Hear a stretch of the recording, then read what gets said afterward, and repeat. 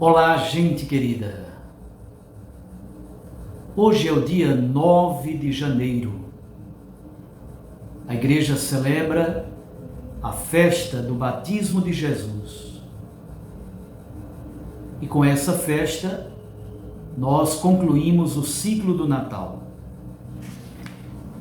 O texto do Santo Evangelho é tirado de Lucas, no capítulo 3, versículos 15 e 16. E ainda os versículos 21 e 22. Naquele tempo, o povo estava na expectativa e todos se perguntavam no seu íntimo se João não seria o Messias. Por isso João declarou a todos: Eu vos batizo com água, mas virá aquele que é mais forte do que eu. Eu não sou digno de desamarrar a correia de suas sandálias. Ele vos batizará no Espírito Santo e no fogo. Quando todo o povo estava sendo batizado, Jesus também recebeu o batismo. E enquanto rezava, o céu se abriu e o Espírito Santo desceu sobre Jesus em forma visível, como pomba. E do céu veio uma voz: Tu és o meu Filho amado, em ti eu ponho o meu bem-querer. Palavra da salvação. Glória a vós, Senhor. Minhas irmãs e meus irmãos, primeiro eu gostaria de pedir desculpas porque eu estou de férias, estou gravando esse vídeo aqui na Secretaria Paroquial da Paróquia de São José da Coroa Grande. E aqui bem perto tem uma festa rolando e é muito barulho, talvez até apareça no vídeo. Estou gravando assim de modo meio improvisado, mas para não deixar de oferecer uma breve meditação sobre essa festa do batismo de Jesus. Então, como eu disse, com a festa do batismo de Jesus, concluímos o ciclo do Natal e se abre a primeira etapa do tempo comum até o início da Quaresma, até a quarta-feira de cinzas. O tempo comum, como sabemos, é o tempo do ministério público de Jesus, sobretudo para a pregação do reino de Deus, a cura dos enfermos, a expulsão do espírito maligno, o desenvolvimento do ministério público, e é, ao mesmo tempo, por excelência, o tempo do discipulado. Os discípulos estão em processo de aprendizagem. E a liturgia de hoje tem essa característica de iniciação ao processo missionário. Início do ministério público de Jesus. O texto de Isaías, da primeira leitura, do canto do servo sofredor, apresenta Israel como o servo sofredor. Depois temos o texto, na segunda leitura do livro dos Atos dos Apóstolos, capítulo 10, depois da visita de Pedro à casa de Cornélio, e finalmente esse texto do Santo Evangelho de Lucas, a narrativa do batismo em Lucas, como acabamos de escutar. Isaías 42. Eis o meu servo, o meu eleito, nele se compraz a minha alma. Eu pus o meu espírito sobre ele. Como disse, esse canto do servo sofredor, os estudiosos já fizeram muitas interpretações sobre eles. Alguns dizem se tratar de uma pessoa específica, e muitos até sugerem o profeta Jeremias. De fato, Jeremias é o homem das dores por excelência. Foi preso, torturado, talvez tenha morrido no exílio. Outros preferem uma perspectiva comunitária. O servo sofredor seria Israel, sobretudo com a experiência do exílio babilônico. Israel vive o exílio, retorna do exílio e se torna luz para as nações.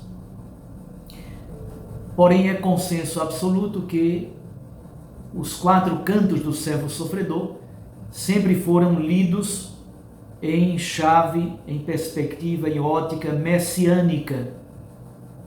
E a patrística inteira sempre atribuiu os cantos do servo sofredor ao próprio Jesus Cristo.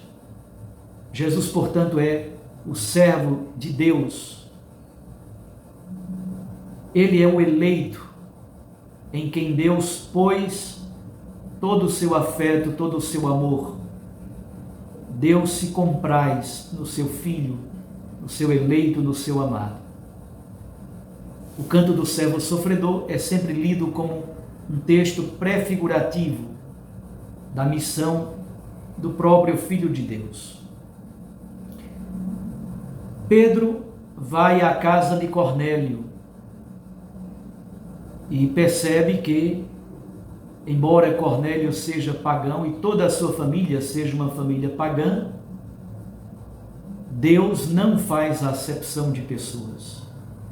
Uma das características fundamentais do dom do Espírito Santo é a universalidade. Pelo contrário, Deus aceita todos aqueles que praticam a justiça, que vivem o amor, que testemunham o bem-querer, o serviço, a doação da vida pelos outros, o cuidado, o amor fraterno.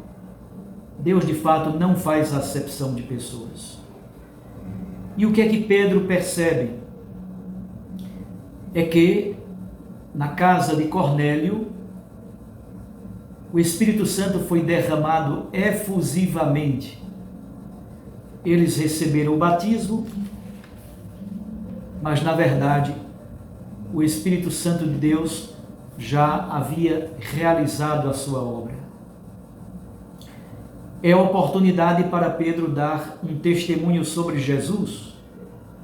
E Pedro diz, pregando na casa de Cornélio,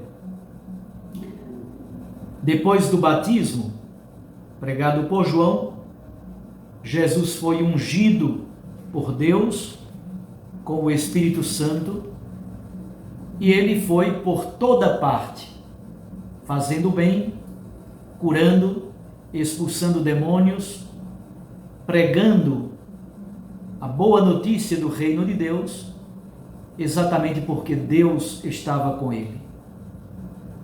Essa é a característica fundamental. Jesus recebe o batismo para ser testemunha de Deus no mundo, para iniciar o seu ministério, a sua missão pública. O texto do Santo Evangelho inicia com uma dúvida sobre a identidade de João. João não seria o Messias?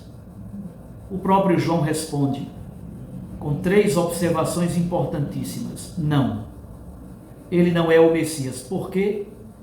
Porque Jesus, o Messias, é o mais forte. Ischiroteros. Jesus é mais forte do que João, porque João batiza com água como um batismo, um rito penitencial, um banho, uma ablução para remissão dos pecados, para purificação. Jesus é o mais forte, porque ele batiza com o Espírito Santo e com fogo, isto é, Jesus doa a dinamicidade do Espírito, a fortaleza, os dons do Espírito. O fogo, além de ser um elemento volátil, dinâmico, é também um elemento vinculado ao julgamento, ao juízo de Deus. O fogo queima, põe à prova. Jesus, pelo fogo do amor que queima, ele também é uma presença de julgamento, de juízo sobre a humanidade. Porque o amor é o critério fundamental do juízo. O amor é o critério fundamental deste fogo que queima. E finalmente João Batista diz: eu não sou digno de desamarrar a correia de suas sandálias. Essa frase é lida de duas maneiras. Há estudiosos da Bíblia que leem a partir da perspectiva da humildade. João é humilde, não é digno nem de ser escravo para abaixar-se e desamarrar as sandálias. Outros leem essa frase à luz de Deuteronômio 25, isto é, a lei do cunhado, para dizer que Jesus é o esposo verdadeiro. João não tem direito de usurpar, de tomar a precedência de Jesus. João mesmo ele diz: eu sou o amigo do esposo, mas o esposo verdadeiro é Jesus Cristo. E finalmente Lucas apresenta a cena do batismo de Jesus. Quando Jesus estava sendo batizado, depois do batismo, enquanto ele rezava, essa é uma característica de Lucas.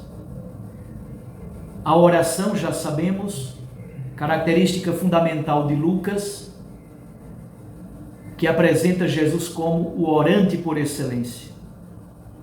Jesus ora em muitas situações do seu ministério público. Jesus estando em oração, o céu se abre e o Espírito Santo desce sobre ele. A coisa mais importante no texto do batismo é a voz do Pai. Tu és o meu filho amado, em ti eu ponho o meu bem-querer, retomando o primeiro canto do servo sofredor. Jesus é o filho amado. Sua identidade é revelada plenamente pelo Pai. E como filho amado, recebe a plenitude do dom do Espírito. Mas a festa de hoje do batismo de Jesus é também uma oportunidade para refletirmos sobre o nosso batismo. O que faz o batismo em nós? Primeiro, o batismo nos torna verdadeiramente filhos de Deus. Filhos no Filho que é Jesus Cristo. Jesus é o Filho amado. Nós somos filhos adotivos porque fomos enxertados, fomos inseridos no Filho. Então, primeiro, filhos de Deus. Segundo, o batismo nos faz irmãos de Jesus Cristo e discípulos dele. Terceiro, o batismo nos dá a plenitude do dom e dos dons do Espírito Santo. Sobretudo, como diz Romanos capítulo 8, o dom da filiação adotiva. Quarto, o batismo é um banho regenerador.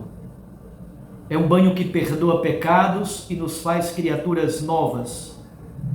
Porque no batismo nós somos inseridos no mistério pascal. Morremos com Cristo para renascermos com Ele para uma vida nova. Quinto, o batismo nos insere numa nova família que é a Igreja. Nos dá a graça de participarmos do sacerdócio comum de todos os fiéis. Mesmo para quem é ordenado, antes de exercitar o ministério por causa da ordenação, na verdade vive uma dimensão anterior, que é exatamente o sacerdócio comum de todos os fiéis. Sexto, o batismo nos faz missionários. A missionariedade é uma característica fundamental do batismo. Sétimo, a presença pública da igreja. O texto de hoje diz que Jesus saiu por todo o mundo fazendo o bem.